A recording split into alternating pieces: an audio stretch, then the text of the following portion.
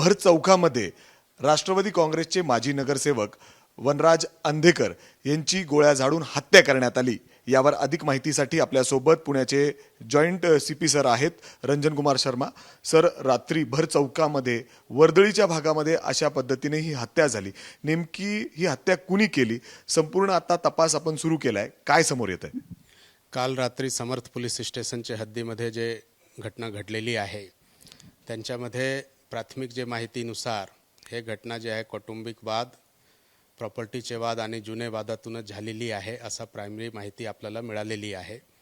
यांच्यामध्ये आतापर्यंत 4 आरोपीला अटक करण्यात आलेला आहे। ते जे आहे ते मयतची 2 सख्खी बहीण आणि 2 सख्खे मेहुणा हे लोक आहे। यामध्ये आतापर्यंत जे आहे से 15-1चे सुमारास जे आहे आरोपीची माहिती मिळत आहे। ते बाकीचे आरोपीचे शोध घेण्यासाठी आपल्याकडून जे आहे से क्राईम ब्रांच आणि पोलीस स्टेशनची टीम रवाना करण्यात आलेली आहे। एक वेळ आरोपी सर्व सापडल्यानंतर यांच्यामध्ये मागे काय उद्देश होता आणि काय तात्कालिक कारण होता अशी घटनाचे ते सर्व जे आहे से माहिती निष्पन्न होणार आहे। सर, म्हणजे जे मयत आहेत वनराज अंधेकर यांच्या 2 सख्खी बहीण आणि त्यांचे मेहुणे हे चौघ जण त्या कटेत समाविष्ट आहेत, त्यांनी हा संपूर्ण कट रचला होता अशा प्रकारची जे आहे FIR त्यांच्या वडिलांकडून करून आलेली आहे। त्यामुळे जे आहे ते सर्व गोष्टीचे तपास आता होणार आहे। आता प्रथम जे आहे से त्यांना अटक करून पुढची कारवाई चालू आहे आणि एक वेळ सर्व आरोपी अटक झाल्यानंतर पूर्ण जे आहे से केसचे आपल्याला डिटेल्स मिळणार आहे।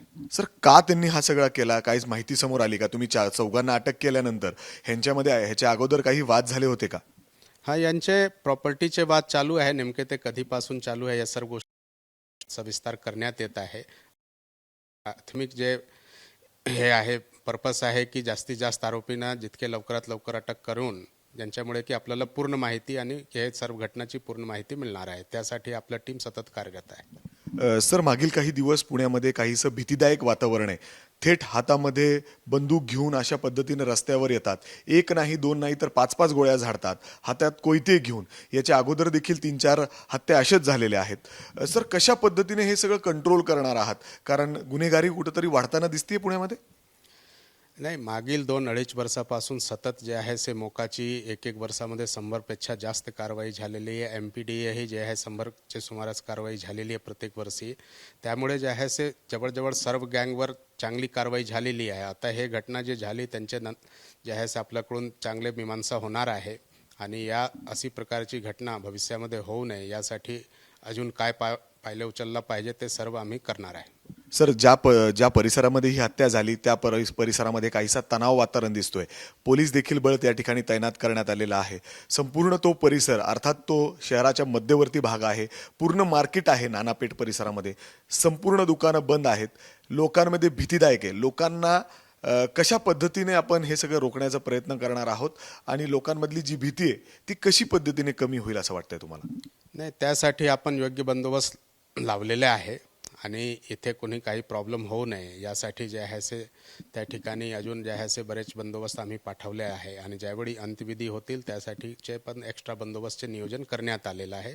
त्यामुळे कुठेही काही असा कुठला गैरप्रकार होणार नाही यासाठी आपले जे आहे से पूर्ण स्टाफ जे आहे सुसज्ज आहे। सर, काही म्हणजे जे वेपन्स आहेत ते बाकी इतर गोष्टी कोयता आहे तो रिकवर झालाय आपल्याकडून? नाही, अजून याबद्दलचे रिकव्हरी नाही आहे। आपला आरोपी अटक झाल्यानंतर हे रिकव्हरी करण्यात येईल।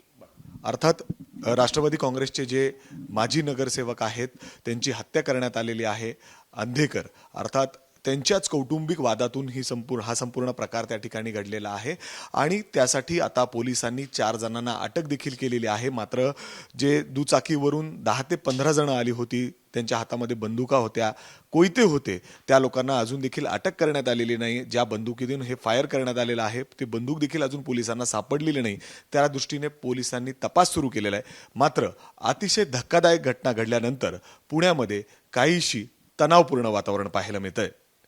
कॅमेरामॅन अमोल गवाळेसह मी मिकी घई, ABP माझा, पुणे। ABP माझा, उघडा डोळे बघा नीट।